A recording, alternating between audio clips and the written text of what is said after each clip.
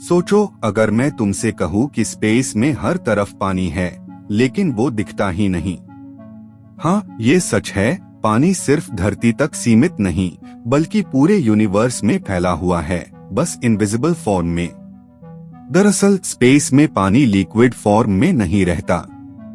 वहाँ टेम्परेचर या तो इतना लो होता है कि पानी तुरंत आइस बन जाता है, या इतना हाई होता है कि वो वेपर बनकर हवा में घुल जाता है। इसलिए हम उसे आंखों से नहीं देख पाते, लेकिन वो मॉलिक्यूल्स वहाँ होते हैं, H2O के माइक्रोस्कोपिक पार्टिकल्स के रूप में। नासा के हर्शल स्पेस ऑब्जर्वेटोरी ने 2009 में एक शॉकिंग डिस्कवरी की थी। उन्होंने एक जायंट इंटरस्टेलर क्लाउड सगिटेरियस B2 के अंदर बिलियंस ऑफ टन्स पानी डिटेक्ट किया, इतना ज्यादा कि अगर उसे अर्थ पर ले आया जाए तो पूरी दुनिया के समुद्र 2 बार भर जाएं। लेकिन सबसे इंटरेस्टिंग बात ये थी, ये पानी किसी टेलीस्कोप में दिखाई नहीं दिया। साइंटिस्ट्स ने उसे सिर्फ इंफ्रारेड और माइक्रोवेव सिग्नल्स के जरिए डिटेक्ट किया। मतलब स्पेस में पानी है, लेकिन हम उसे वेव्स से देखते हैं, आंखों से नहीं।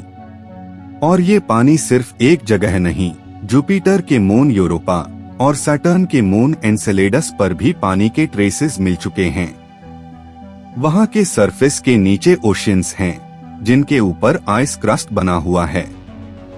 नासा के कैसिनी स्पेसक्राफ्ट ने एनसेलेडस के साउथ पोल से पानी के जेट्स निकलते हुए डिटेक्ट किए थे, और वो भी इनविजिबल वेपर फॉर्म में।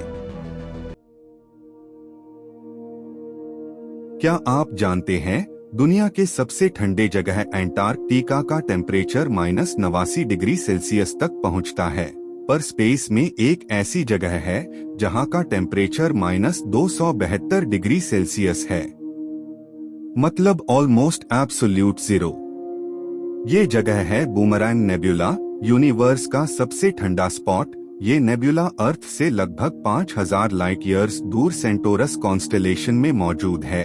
इसका नाम बूमरैंग इसलिए पड़ा क्योंकि जब साइंटिस्ट ने इसे पहली बार देखा तो इसका शेप एक फ्लाइंग बूमरैंग जैसा लग रहा था, और तब किसी को ये अंदाजा नहीं था कि ये यूनिवर्स का सबसे ठंडा रीजन बन चुका है।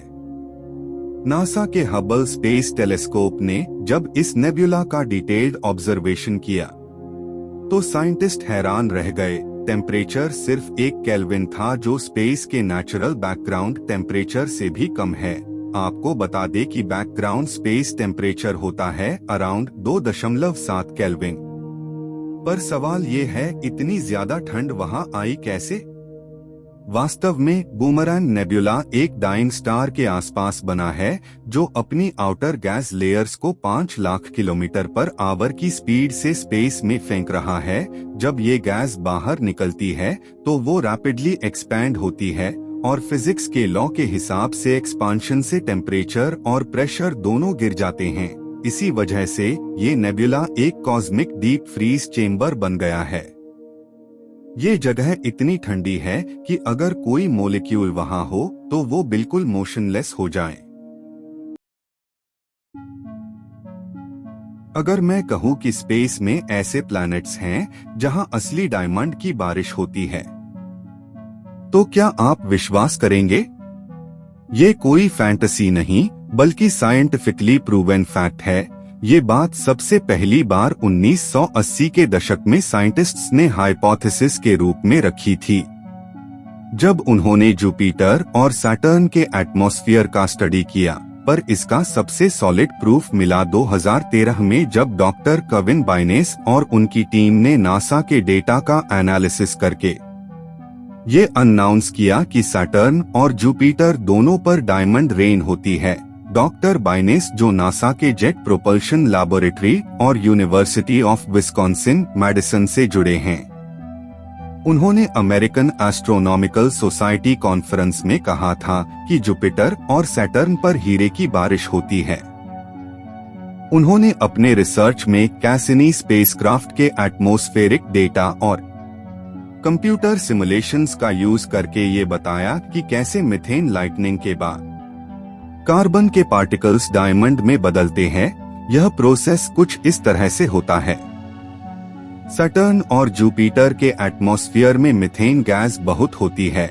जब वहां लाइटनिंग स्ट्राइक करती है तो ये मीथेन तोड़कर प्योर कार्बन बनाती है।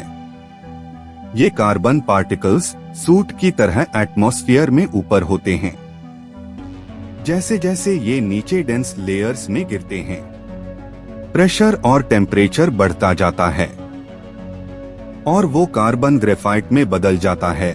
कुछ और किलोमीटर्स नीचे गिरते ही प्रेशर अर्थ के 10 लाख गुना के बराबर हो जाता है और ग्राफाइट क्रिस्टल बनकर डायमंड में बदल जाता है। नासा के मॉडल्स के हिसाब से सैटर्न पर हर साल 1000 टन तक डायमंड्स बन सकते हैं, लेकिन वो हमें मिल नहीं सकते क्योंकि जैसे ही ये और नीचे जाते हैं टेम्परेचर उन्हें मेल्ट कर देता है और वो लिक्विड डायमंड ओशन में कन्वर्ट हो जाते हैं। हाँ, सैटर्न और जुपिटर के अंदर लिटरली लिक्विड डायमंड के समुद्र हो सकते हैं। बाद में 2017 में यूरेनस और नेपच्यून पर भी डायमंड रेन होने के एक्सपेरिमेंटल प्रूफ आए। अगर मैं कहूँ कि स्पेस में एक ऐसी जगह है जहाँ लिटरली शराब का समंदर है, तो क्या आप विश्वास करेंगे? हाँ, ये सच है। साइंटिस्ट्स ने एक मैसिव गैस क्लाउड डिस्कवर किया है जिसका नाम है सगिटेरियस B2। ये अर्थ से लगभग 26,000 लाइट ईयर्स दूर है। इस क्लाउड के अंदर साइंटिस्ट्स ने एथिल अल्कोहल डिटेक्ट किया है, वही अल्कोहल जो तुम्हारे शराब की बोतल में भी होता है। एस्टिमेट लगाया गया है कि यहाँ इतना अल्कोहल है कि अगर कलेक्ट कर लिया जाए तो धरती के हर आदमी को हजारों बोतल फ्री मिल जाएंगी। लेकिन ये अल्कोहल टॉक्सिक है, इसमें और भी गैसेस मिक्स्ड हैं, मतलब ये पीने लायक नहीं, सिर्फ साइंटिफिक हार्ट ब्रेक जैसा है। देखते ही दिल खुश हो जाता है पर यूज कर नहीं सकते। सोचो, अगर कोई तुमसे कहे कि स्पेस में जाकर फ्रेश हवा लो तो जरा सोच लेना, क्योंकि स्पेस में एक ऐसी जगह भी है जहां से सड़े हुए अंडे जैसी बदबू आती है। इस जगह का नाम है सगिटेरियस B2। ये एक जायंट गैस क्लाउड है जो अर्थ से लगभग 26,000 लाइट ईयर्स दूर है और ये मिल्की वे गैलेक्सी के सेंटर के पास मौजूद है।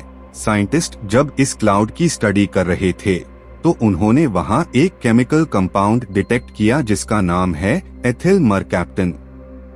ये वही केमिकल है जिससे अर्थ पर LPG गैस में वार्निंग स्मेल दी जाती है और यही रीजन है कि इस क्लाउड में सड़े हुए अंडे जैसी स्मेल होती है। इस डिस्कवरी का सबसे पहला प्रूफ 2014 में मिला, जब Max Planck institute for radio astronomy के साइंटिस्ट्स ने इरम टेलीस्कोप के थ्रू सगिटेरियस B2 के रेडियो सिग्नल्स ऑब्जर्व किए। उन्होंने बताया कि वहां एथिल मरकैप्टन और कुछ और कॉम्प्लेक्स ऑर्गेनिक कंपाउंड्स मौजूद हैं। अब ऑब्वियसली स्पेस में ऑक्सीजन नहीं होती, इसलिए कोई जाकर उस स्मेल को महसूस नहीं कर सकता। लेकिन अगर थियोरेटिकली देखा जाए तो वो स्पेस का सबसे बदबूदार प्लेस माना जाता है।